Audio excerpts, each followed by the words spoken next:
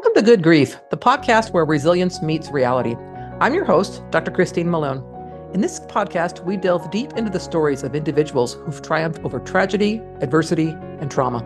In every episode, we bring you raw and honest narratives from guests who faced life's most challenging moments head on. Through candid conversations, they share their journeys of resilience, shedding light on the strategies, mindset shifts, and support systems that empowered them to rise above their darkest hours. Join us as we explore the profound depths of human resilience and discover how, even in the face of life's toughest trials, there can be light, growth, and yes, good grief.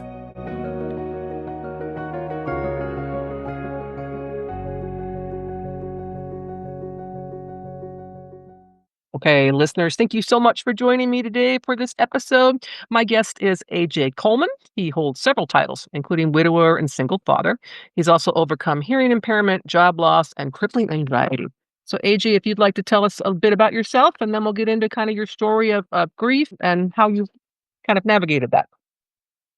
Great. Thank you. Hello, everybody. I'm AJ Coleman, and I have been pretty much involved with grief for my entire life, only I didn't know it at the time.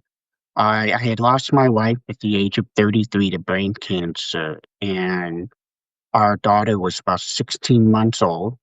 And as a single dad, I not only had to navigate the parenthood, but also the grief. And when I look back at the time, I didn't realize I was preparing my entire life. I was born with a hearing impairment, and in the late 70s, there wasn't a lot of resources available and studies to say, well, this is what you can expect as your child matures and grows up to be an adolescent into a young adult. And where we lived, it was sort of looked at as an outlier, right? You don't have children that have loss of abilities. And I grew up in grief with the bullying, the struggles in school, trying to understand what the teachers are saying, looking at things from a social aspect. And at the time when my wife passed away, it was almost like I was preparing my entire life for this moment because all I knew was to keep moving forward, to keep pushing myself, that there wasn't time for me to go back and question and go into the why. I've been doing this my entire life. When people tell me you can't do this, I try to find a way around. And I have grown into publicly speaking about my loss of ability, the loss of grief of my wife, and being a single dad. And I do this out of pure helping others because when I needed somebody to go through this with, I didn't have anybody. And I never want anybody to feel that they have to be alone. Yeah. I wrote a book to talk about my experiences. Really, it was more for my daughter so she can understand who dad was and is. Yeah. And what I learned, it became very therapeutic for me. Yes. I was sharing things that I never shared with anybody. Final thoughts, intimate thoughts, and fears and concern. And when it became released, very similar to your story, like, who would want to read about me, right? Who would? But as I learned, it's not about me anymore.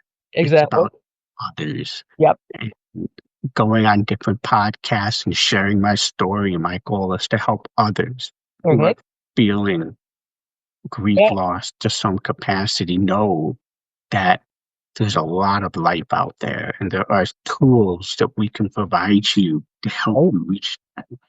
Yes, and I think in your case, similar to mine, having been widowed at a young age, it's kind of a stigmatized grief, if you will, and that people don't really want to talk about it. It's like, oh, I was widowed at 30 and I had XYZ number of kids with how old they were.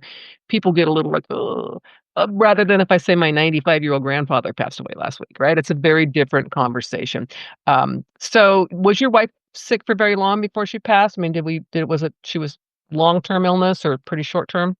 It was a long-term illness that we thought we had beaten. And at the time, when it was time to discuss in the family, we consulted with the medical studies, and we thought after 5 years the brain cancer would never come back. Hmm. But during the pregnancy, it appeared to not only have come back, but more of an aggressive form. Now, we don't have enough scientific evidence to say X caused this as a result of Y, but what we've come to the conclusion is that our daughter was made to come out into this world. Her purpose is to do something. Hmm. And we went ahead and just started a family under the best medical advice that we've gotten. And we never even thought about the what if factor. And people ask me all the time, well, would you go back in time and what would you do? And that's a difficult question to ask, even more difficult to answer. But who I am today could not have resulted if I go back and change. So I can't change anything because then I wouldn't be here today. Right. And if you think about the people that are helped by your story, right? So it's like it's a ripple effect, right? It's kind of like, one of my favorite movies is the Christmas one with Jimmy Stewart. It's a Wonderful Life. And one of the things I love about that movie is he gets an opportunity to see what life would be like if he wasn't here. So it's kind of along the same lines. If I didn't have this experience, would I have done this? I personally would not have gotten into higher education if it hadn't been for what happened to my son. I wouldn't have. I'd still be on that trajectory of how important can I be in healthcare leadership? Whereas where I am now, I know I have students that I can impact in a way that's brings again that silver lining back to what I've been through. And I have been asked that same question: Would you change it? Would you go back and you change it? And I have to ponder sometimes because there are times where I'm like, gosh, I do wish I was still naive and didn't know this, what that felt like. But again, I come to the same conclusion you have, which is, I would be a different person and I'm actually okay with who I am. So it's like, and I want to help people and so on. So your daughter was very young. So, and I know having had young children when I was widowed as well, you tend to focus on the child and how the child's doing and really not do a lot of self focus on what you need. Did that happen to you as well? Exactly. I did not know how to grieve. I would break down in my private moment, but I knew I had to be strong. And I was relying as much as on my daughter as she was relying on me for everyday needs. I was relying on her as my source of strength for emotion. Hmm. And where I grew up and what people's expectations were when you have a loss of ability, in my case, with the hearing impairment, people just assume you're going to fail Mm. because there's so much pressure. There's so much that you need to take in. You're grieving. You've got to have a daughter, and they just expect you to just give up and go into a funk.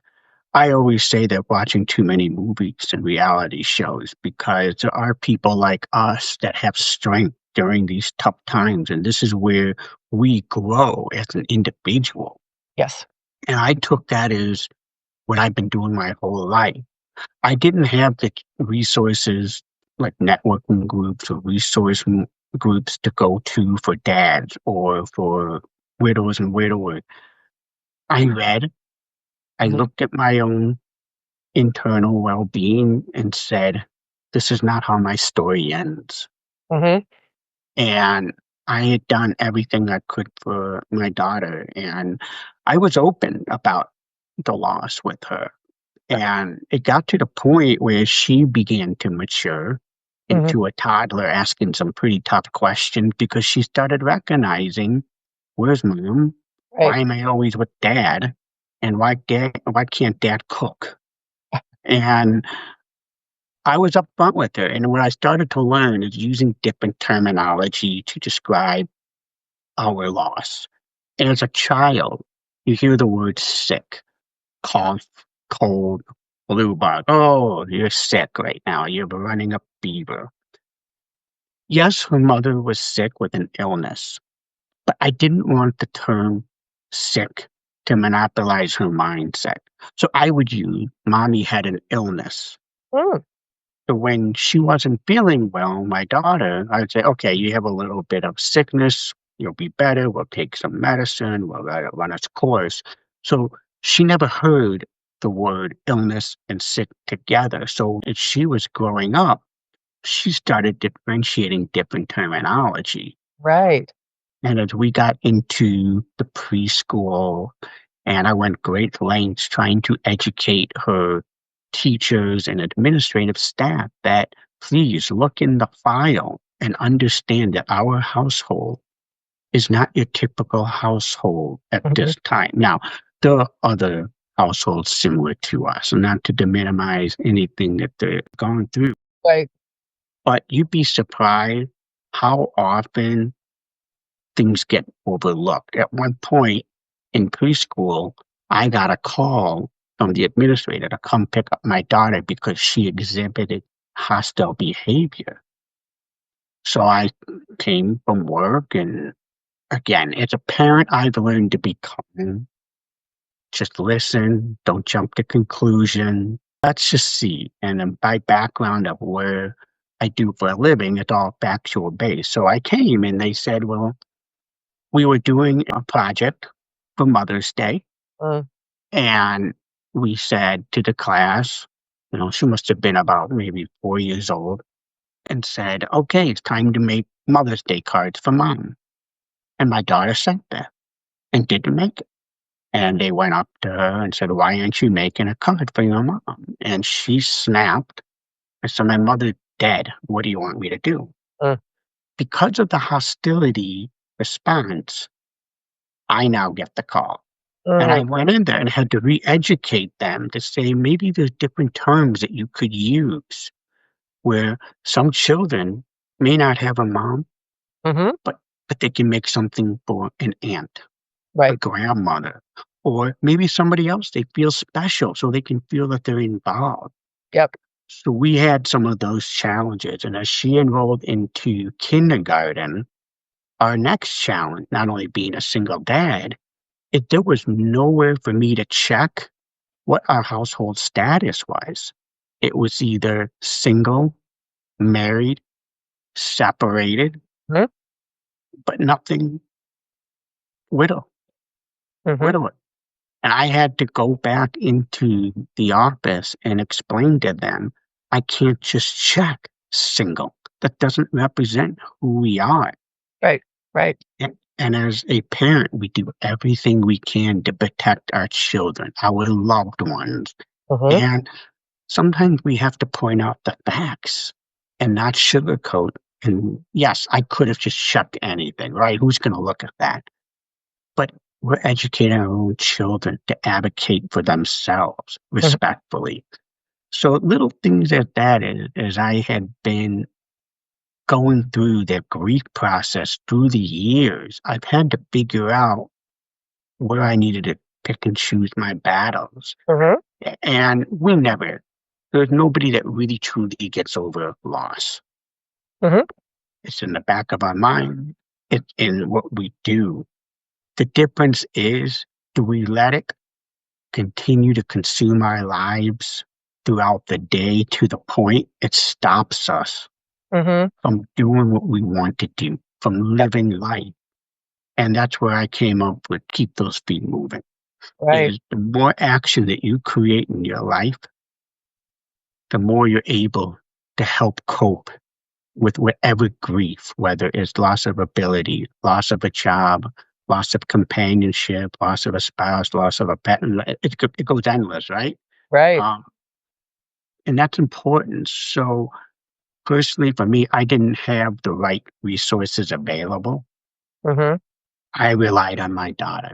Now, my daughter has resources available. I've set her up with someone that she continues to talk to, whether it's about grief, whether it's about anything that she has, because I do recognize she has a voice and Mhm. she needs to be heard.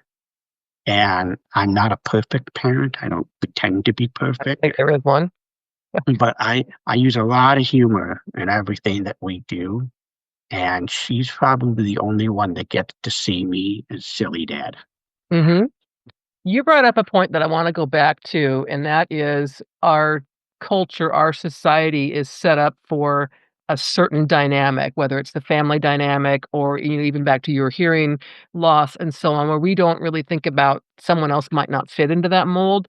So, I think it's a great point where, yeah, we want kids to make, Mother's Day cards, but how do we include children who don't have a mom? Maybe mom is still here, but maybe she's in prison, or maybe it's something else that, you don't know about. So how do you weave that in so that she doesn't feel so, I guess, an outsider, that she feels that she needs to make that snap comment, which I can't blame her for making. So that's tough to do. And sometimes trying to change the world so they can get that feels like a huge, huge battle. But I'll tell you my story about that. My middle son was extremely disabled, in a wheelchair. And I would take them to the local shopping mall for pictures with Santa, when he was well enough to go. And I remember the one time I took him, I think he was 2. Santa was up on a stage with steps to get there, no ramp. And I mean, my son was small enough where I could have drugged that wheelchair up there, but I wanted to make a point. So I said, "You realize that Santa's not accessible to kids who can't walk up those steps. Is that who Santa really is?" And the Santa came down and wanted to do pictures down low with my kids so that he could be in the picture. And I forgot all about it. Forgot all about it. Next year comes, I go to the same mall for pictures, and guess what they had for Santa was a ramp to get up there. And that made me think, "Oh my goodness, for anybody who's not able to ambulate upstairs." Now, I Mhm. mean, especially kids, we gotta remember not all kids are able-bodied, able to run up there and jump on Santa's lap. So those kinds of conversations, I hope the schools through your daughter's life have learned to be more, I guess, open and use terminology that doesn't just pigeonhole people into that what we assume is everyone's life when in reality it's not, and not to make kids feel like they have to defend that, I guess is another term I would use for that. Exactly. One of the key aspects, not only you educating outside, Mhm. but I take this as an opportunity to educate my daughter Right. and sort of pick and choose where you want to focus your energy. Mhm. And not everybody thinks holistically and thinks that, okay, well, there may be some moms or dads or loved ones not with them today, whether it's through different circumstances. But you don't have to call that out. Mhm. Just saying, okay, you know what? They're making it for the mom. I'm going to choose to make it for grandma, or I'm going to make it for my aunt. And I spent a lot of time trying to teach her that you can channel that same energy into an alternative path without making a big deal. Again, pick and choose. Not everybody is at fault and is out to get you. And it's just that sometimes they just don't think because it's just easier to say, okay, time to make cards for mom. Right. And she's learned when to self advocate as growing up with a single parent and when to say, okay, you know what? I'm going to let this go. I'm going to go follow through, but I'm not going to make a big deal. And it takes time. And I think as a parent, today's day and age, there's so much consumption around social media, Mm. electronics, iPads, iPhones to keep our child engaged. I've always taken the position to spend as much one-to-one time with my daughter away from that, Right. educating her on different things and trying to move her out of that mentality that she used to see. Now, who knows today with the TikTok videos and everything else that she sees, sometimes she say, "Dad, I just saw this on TikTok. We have to try this." And I'm like, it's fake. It's fake. Don't look at it that way. But as she has matured into her years of 17 today, I can see a lot of the things that we talked about early on Mhm. and how she channels her energy on certain topics. Other things you can tell that she's thinking about it, say, I need to do something, but I'm not going to make this my focal point. And Mhm. that's part of the engagement. I focused a lot of my time as part of the healing process, just being present with her, getting on the floor, role playing, house playing, all these things. What did I know about playing with Barbies? I learned to play and learn that some of the outfits that you put on don't really match. But let her tell me that, right? But that's part of our memories that we have together. And she takes on very similar to my mentality and my mindset and things that I've used to teach her, she's used against me. Mm, And as a parent, you're kind of smile because they're learning, and at the same time, it's like you almost taught them too well mm, because now they have the advantage. yeah, yeah, that's true. That is true. So tell us about your book. It's called Keep Those Feet Moving? It's called Keep Those Feet Moving, and it was really to talk about creating action. And many times as we go through life, whether it's setbacks, challenges, we have a tendency just to stand still, sometimes waiting for additional guidance, sometimes just stuck and until the light bulb goes in your head and say, oh, this is what I need to do. And the ability to keep moving, it doesn't necessarily mean physical movement, right? It's the way the mind goes. It's the way that you create that action. There are always opportunities and options available. And Mhm, that's what it is, right? Just because you have a loss of an ability, you can compensate.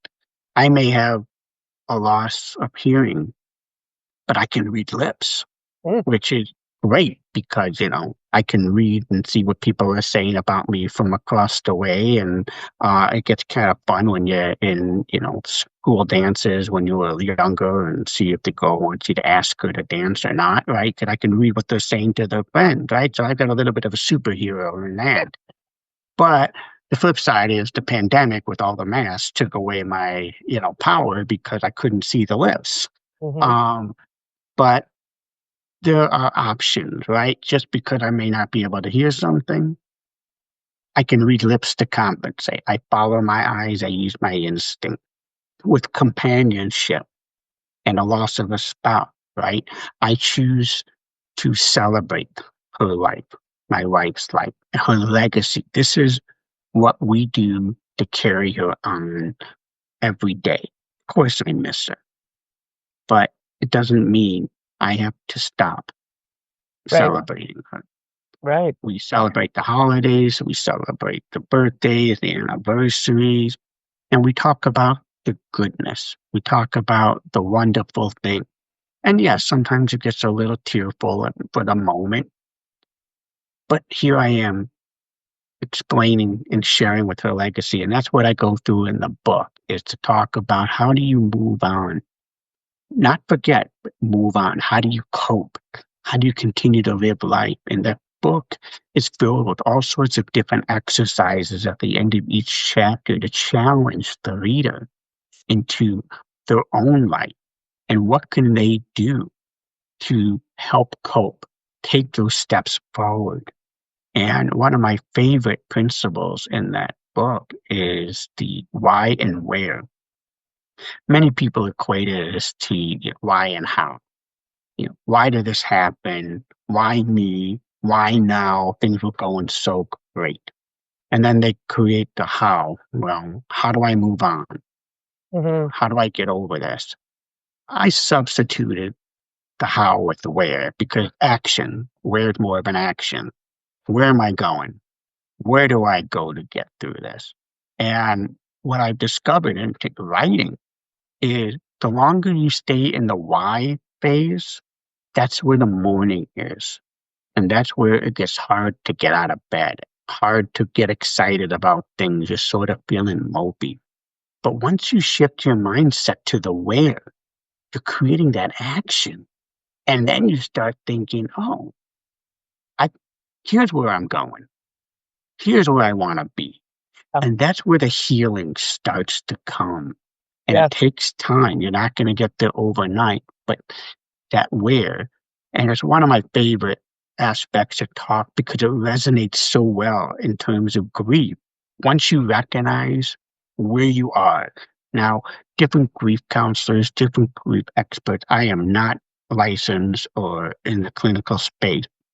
But for me and my own grief, I equate any type of grief, any type of setback into those two categories. If I'm in the why category, I'm mourning. But if I'm in that where, I'm healing, I'm coping, and I'm able to move forward.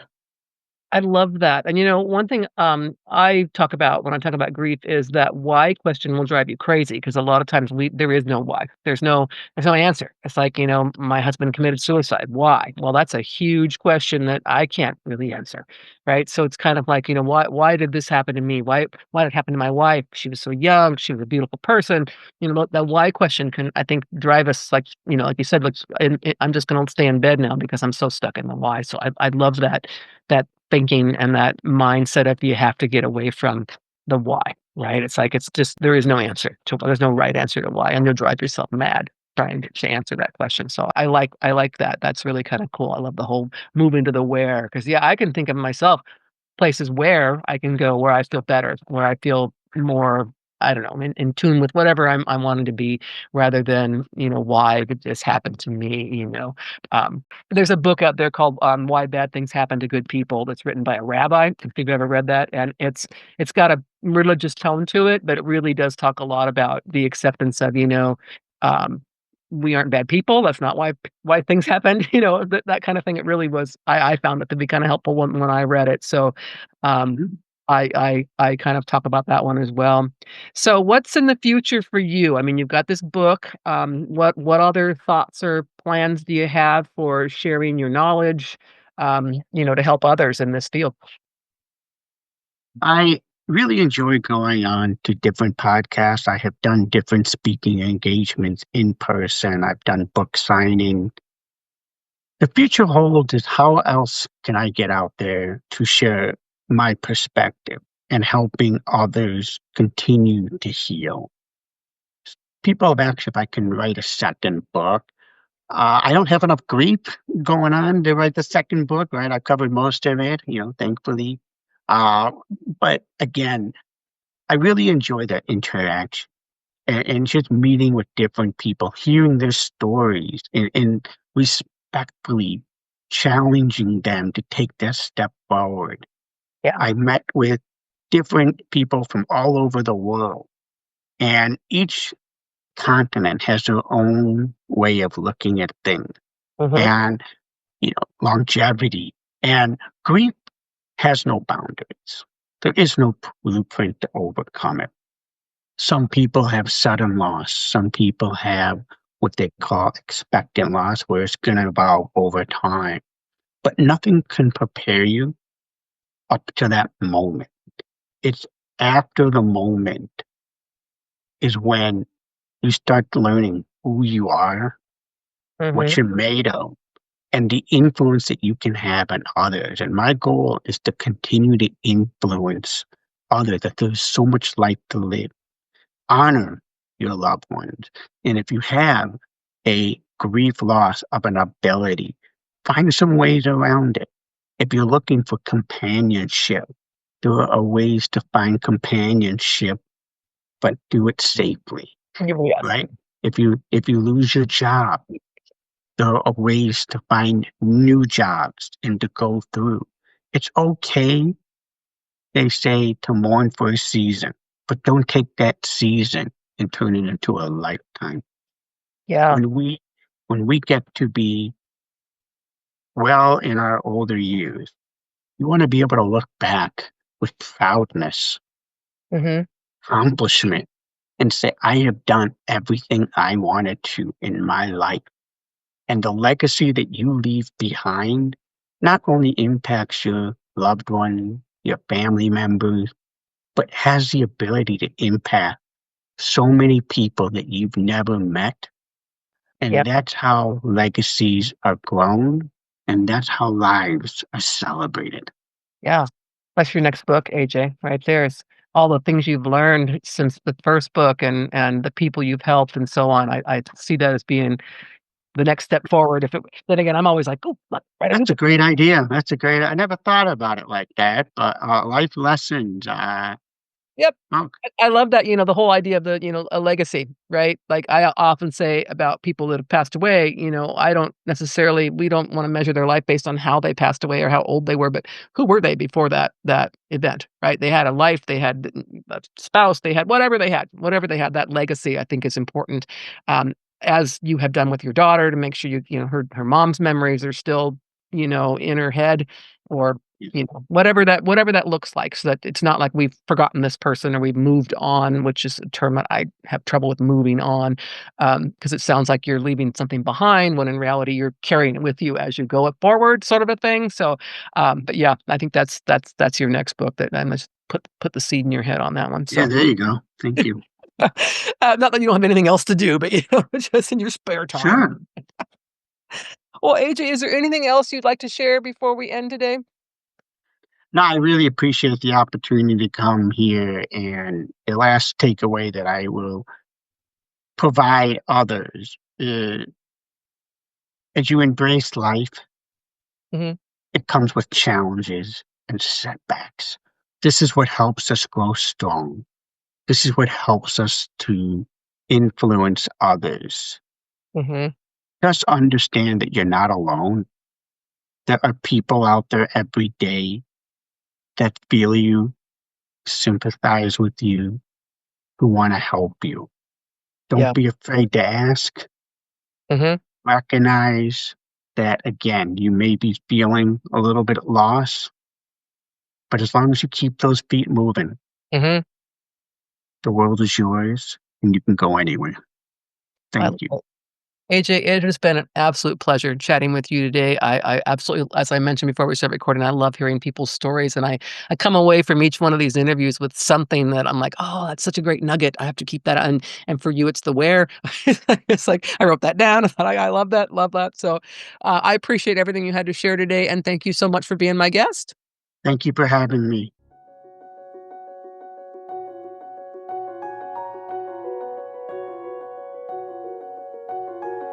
Thank you for joining us for this episode of Good Grief. We hope that stories shared today have inspired and empowered you on your own journey of resilience.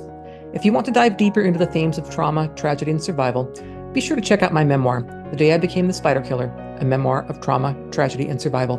In this book, I shared my own raw and honest experiences, offering insights and strategies for overcoming life's toughest challenges.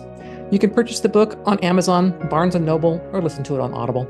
Your support helps us continue to bring these powerful stories to light and spread a message of hope and resilience. Stay tuned for more incredible stories on our next episode. Until then, remember, even in the face of life's toughest trials, there can be light, growth, and good grief.